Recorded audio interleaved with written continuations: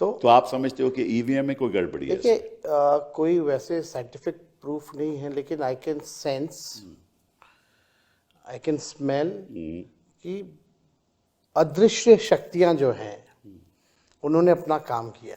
अच्छा। ठीक है, अभी सामने एग्जैक्टली नहीं आ पा रहे कि क्या हुआ है, लेकिन आने वाले समय में ज़रूर पर्दाफाश होगा। आप देखिएगा, जो इलेक्शन कमीशन पूरी बेईमानी के मोड में थी। इलेक्शन कमिश्नर जो है उन पे कोई कार्रवाई नहीं हो सकती। ये अमेंडमेंट भी आया बिल में। क्यों चेंज किया गया? यानी आप कुछ गड़बड़ करने वाले हो। आप देखिएगा सीसीटीवी जो रिकॉर्डिंग तो थी 45 दिन का कर दिया गया। क्या कारण था इसका?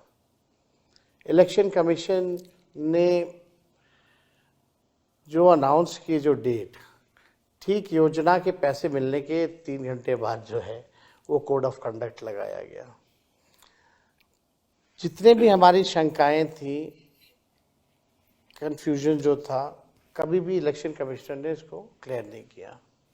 हमारी जितनी शिकायतें थी उसको नहीं सुना गया। तो उसमें इलेक्शन कमीशन ने डिस्क्रिमिनेट नहीं किया। उत्तर प्रदेश से भी शिकायतें आए, उन्होंने नजरअंदाज कर दिया। हरियाणा से आए तो नजरअंदाज, महाराष्ट्र से आए तो नजर, तो वो तो बड़ा इक्वालिटी में है। वो मतलब कि वो सामान्य तरीके से आप ये कह सकते हैं बिहार चुनाव में लेवल प्लेइंग फील्ड नहीं था। कौन से चुनाव में लेवल प्लेइंग फील्ड थी? किसी में नहीं होता।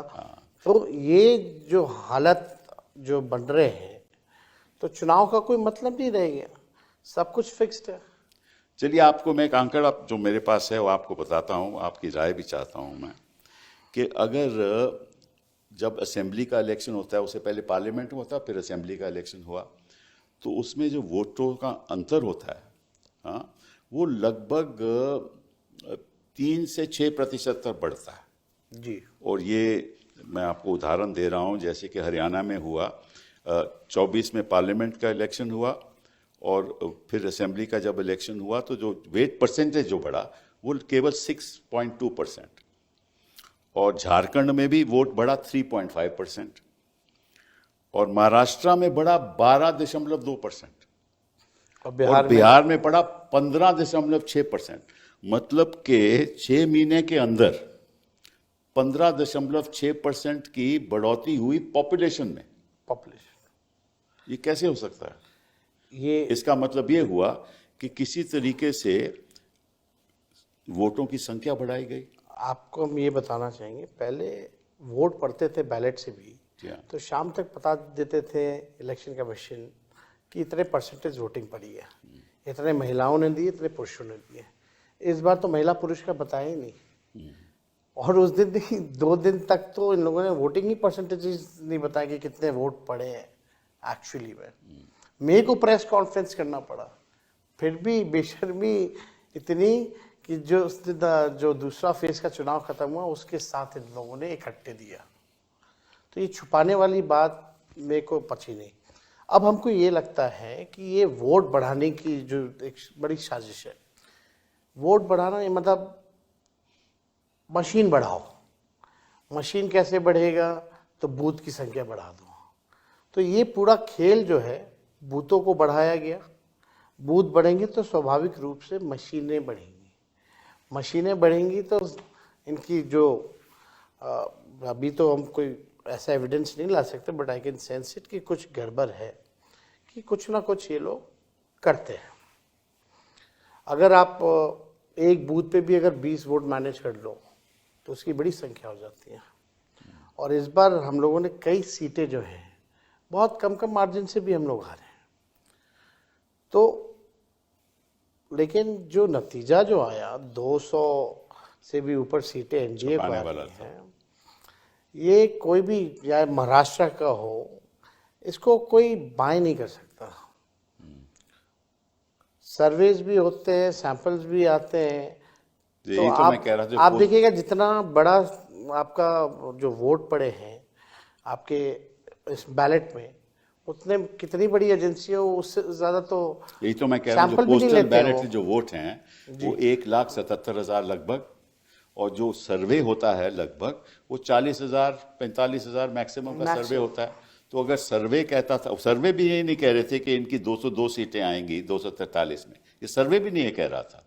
लेकिन अगर आपका सैंपल पोस्टल बैलेट पर 1,77,000 है, जो सर्वे जो करते हैं उनसे कहीं ज़्यादा है, तो नतीजे हैं वो उस तरीके से आए क्यों नहीं। और इस पे बारे में जो हम चर्चा कर रहे हैं, आपको बड़ी शंकाएं हैं कि किसी तरीके से ये मैनेज हुआ है। मतलब आप अगर बिहार देखें तो एक बड़ा प्रदेश है, सीमांचल का इलाका है, मगध का इलाका है, चंपारण का इलाका है, पूर्वांचल इलाका है, कोसी का इलाका है, तो वहां तो हर जगह एक ही पैटर्न से सीमांचल तो ओवैसी साहब ने आपको बोला, तो देखिए वो वहाँ भी अभी काफ़ी चीज़ें जो हैं डेटा आएगा उस हिसाब से हम लोग बात करेंगे। लेकिन वो भी पोजीशन वहाँ बहुत बढ़िया था हम लोगों का, जो ग्राउंड जो रियलिटी थी, बहुत सब लोग एक पक्ष में जो है। तो पिछली बार तो आप लोगों को बहुत सीटें आई थी उस तरफ से, वहां से नहीं, वहाँ से भी हमेशा आता रहा। खैर जो भी बातें हैं, सीट तो हम कह सकते हैं कि ये पूरा चुनाव जो है बड़ी बेईमानी हुई है, और जैसे हमने पहले भी कहा कि मशीनरी की जीत हुई है। तो मशीनरी, बिहार में जब चुनाव तो इकलौता राज्य होता है। मैं आपको एक उदाहरण देना चाहता हूं, जो मैंने खुद एक प्रेस कॉन्फ्रेंस की थी और शायद आपने देखी भी हो, कि हरियाणा से कुछ स्पेशल ट्रेन चली थी। स्पेशल, तो जो सवाल उठाए गए कि भाई आप स्पेशल ट्रेन क्यों चला रहे हो, क्योंकि सीधे वो बिहार जा रही थी, हरियाणा से बिहार जा रही थी। तो चुनाव आयोग ने ये बताया और रेलवे मिनिस्ट्री ने बताया, और जब हमने सवाल उठाया कि भाई ये ऐसा है कि ये सडन अनशेड्यूल जब रश हो जाता है तो फिर हम अनशेड्यूल्ड ट्रेन चलाते हैं ताकि लोगों को तकलीफ ना हो। तो जो चुनाव जो था, आपको मालूम है कि 6 तारीख का चुनाव था और छठ पूजा 28 को ख़त्म हो गई थी, अक्टूबर को, ठीक है ना। और इन्होंने कहा कि छठ की वजह से, फिर हमने सवाल उठाया कि भाई छठ तो 28 को ख़त्म हो गई, लेकिन ट्रेन तो 3 तारीख को चली, 3 नवंबर को चली। exactly. और उसमें जो वीडियो दिखाया गया, उसमें लोगों ने ये कहा कि सैनी साहब ने हमें हरियाणा से भेजा है बीजेपी को वोट करने के लिए।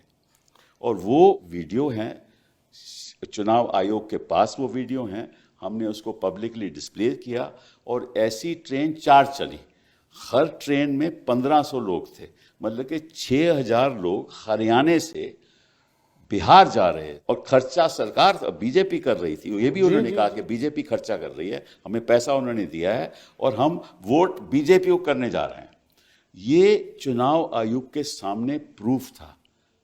ना रेलवे मिनिस्ट्री ने कुछ उसके बाद कहा, ना चुनाव आयोग। अगर एक ही जगह से ऐसी ट्रेन चली हो तो मालूम नहीं कितनी जगह से कितनी ट्रेन चली। छठ में रेलवे मिनिस्टर ने घोषणा की थी कि 12,000 स्पेशल ट्रेनें चलाएंगे। अब पता नहीं डेटा कहाँ से लाते, 14,000 तो ट्रेन ही है पूरे देश में। अच्छा। और 12,000 जो है उन्होंने घोषणा की थी छठ में स्पेशल जो है वो ट्रेनें चलेंगी, और चली नहीं। लोग जो हैं टॉयलेट में ठूस ठूस करके आए, वो भी वीडियो है।